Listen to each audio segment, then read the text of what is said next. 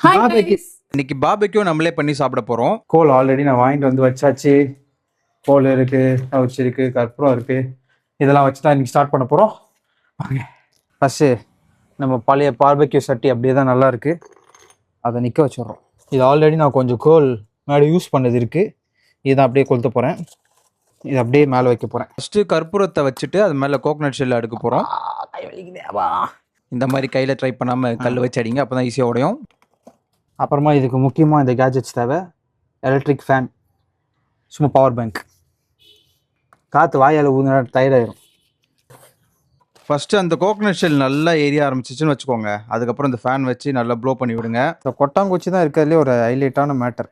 அது நல்லா எரியும் போது அந்த கோல்லாம் ஒன் பை ஒன்னா அது மேல எடுத்து வச்சுட்டீங்கன்னா அப்புறமா அதுவும் நல்லா ஃபயர் ஆக ஆரம்பிச்சிடும். அப்புறமா இந்த மாதிரி ஃபேன் போட்டே இருந்தீங்கன்னா நல்லா எரிஞ்சிரும். அப்புறம் இந்த மாதிரி நல்லா ஸ்ப்ரெட் பண்ணி விட்டுட்டு நம்ம வந்து அந்த கிரில் பண்ற இதை எடுத்து மேலே வச்சுட்டு சிக்கனை வந்து அடுக்க வேண்டியதுதான். அப்புறம் பட்டரும் எடுத்து வச்சுக்கோங்க, கொஞ்சம் சீஸ் எடுத்து வச்சுக்கோங்க. இது வந்து அப்பப்போ ப்ரஷ் பண்ண வேண்டியதாக இருக்கும்.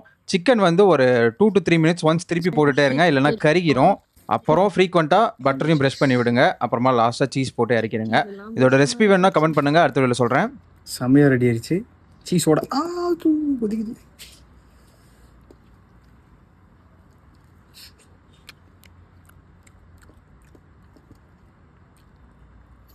செம்மையாக இருக்கு, வேறு லெவலுக்கு. ட்ரை பண்ணி பாருங்க.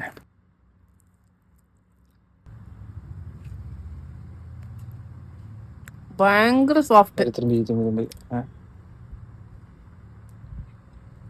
செம்ம சாஃப்ட்.